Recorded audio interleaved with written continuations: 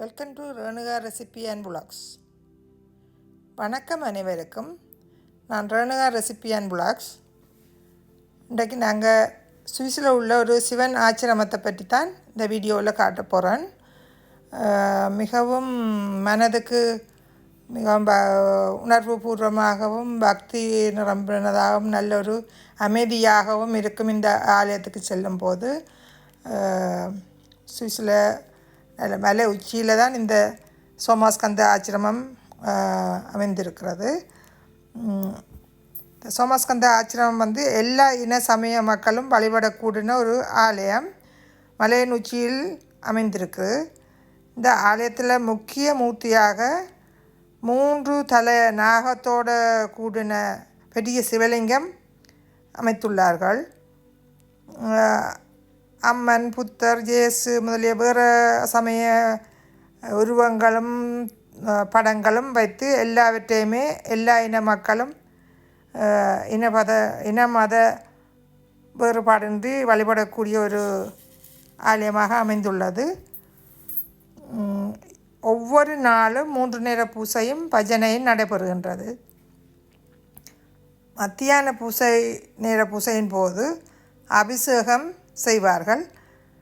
அடியவர்களுக்கு அபிஷேகம் முடிந்தவுடன் உணவும் வழங்கப்படுகின்றது. மிகவும் போய்க்கில் வந்து அந்த பாதை வந்து கொஞ்சம் ஒரு வழி பாதை மாதிரி தான். மேலே போக போக கொஞ்சம் எனக்கு போகும் பொழுது கொஞ்சம் பயமாக இருந்தது. ஆனால் அங்கே போய் மேலே நின்று அந்த கோயிலை பார்த்து வழிபடையக்கில் வந்து மனதுக்கு மிகவும் மிகவும் நல்ல ஒரு அமைதியும் நல்ல ஒரு பக்தியான நல்ல ஒரு என்னென்று எனக்கு சொல்கிறது தெரியல, அந்த ஒரு உணர்ச்சி இருந்தது. நீங்களும் சுவிஸுக்கு போகும்போது உங்களுக்கு நேரம் இருந்தால் அந்த ஆலயத்தை சென்று வழிபட்டு அதில் உள்ள அந்த இறைவனின் அருட்கடாட்சத்தை பெற்றுக்கொள்ளுங்கள். மிகவும் பார்ப்பதற்கு அருமையாக இருந்தது. வெள்ளை இனத்தவர்களே அமர்ந்திருந்து பஜனை எல்லாம் செய்வது பாடி அவர்கள்தான் உணவுகள் எல்லாம் தயாரிக்கின்றார்கள். நாங்களும் போகும் பொழுது எங்களால் என்ற பழங்களோ மரக்கறிகள் அரிசி முதலியும் கொண்டு கொடுத்து நாங்கள் அவையோட அபிஷேகங்களுக்கு பயன்படுத்தக்கூடிய மாதிரி இருக்கும், கொண்டே கொடுக்கலாம். உங்களுக்கு போகிறதுக்கு சந்தர்ப்பம் இருந்தால், இறைவனின் அழைப்பு இருந்தால் இந்த கோயிலை சென்று வழிபடுங்கள்.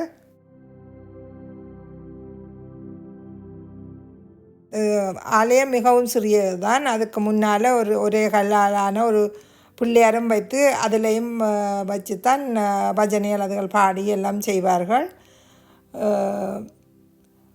ஆடம்பரம் இல்லாமல் மிகவும் அமைதியாக நல்ல ஒரு சத்தங்கள் இல்லாத ஒரு ஏகாந்தமான ஒரு உணர்வை நாங்கள் பெற்றுக்கொள்ளலாம்.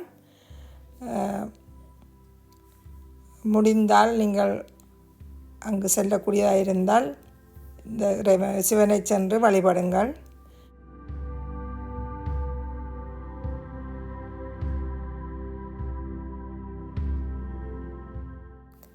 இந்த ஆலயத்துக்கு வெளிப்புறமாக நேர ஆலயத்தை பார்த்தபடி பெரிய ஒரு நந்தி ஒன்று அமைக்கப்பட்டுள்ளது.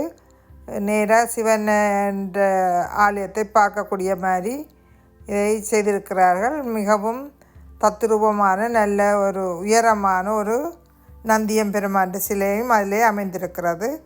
அதைத்தான் நீங்கள் இதில் காணக்கூடியதாக இருக்கிறது இந்த வீடியோவில். அதற்கு கோயிலுக்கு பக்கத்தாலேயே மேலே போவதற்குரிய பாதை அமைத்து நாங்கள் மேலே போய் நந்தியையும் வணங்கக்கூடிய மாதிரி செய்திருக்கிறார்கள். அங்கே கோயிலுக்குள்ள அபிஷேகம் தொடங்க முதல் நந்திக்கும் வந்து பூசியல் அதுகள் செய்து போட்டு தான் பிறகு உள்ளுக்குள்ள அபிஷேகங்கள் நடக்கிறது. அதை நீங்கள் இந்த காணொலியிலே பார்த்து கொள்ளலாம்.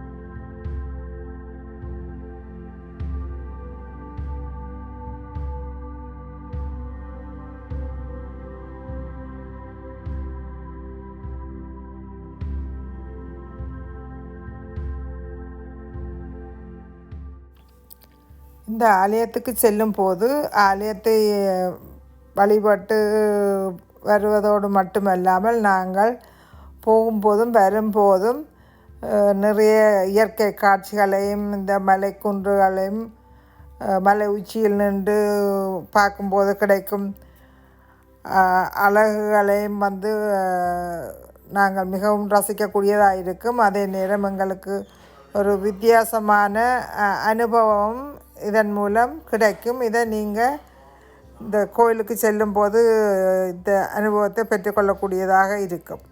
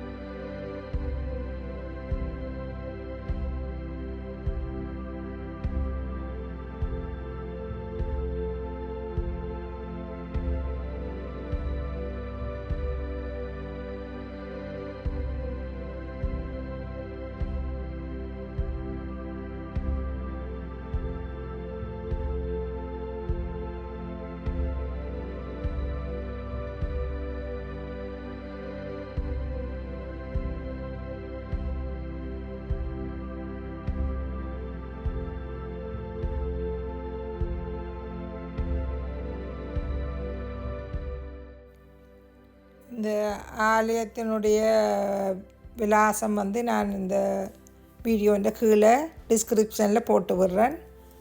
நீங்கள் போகும் பொழுது இதை கூகுளில் பார்த்தும் நீங்கள் கண்டுபிடிக்கலாம். சோமஸ்கந்த ஆச்சிரமம் உண்டு. உங்களுக்கு இந்த வீடியோ பிடிச்சிருந்தா லைக் பண்ணுங்கோ, ஷேர் பண்ணுங்கோ, சப்ஸ்கிரைப் பண்ணுங்கோ. நன்றி, வணக்கம். மீண்டும் இன்னொரு காணொளியிலே சந்திப்போம்.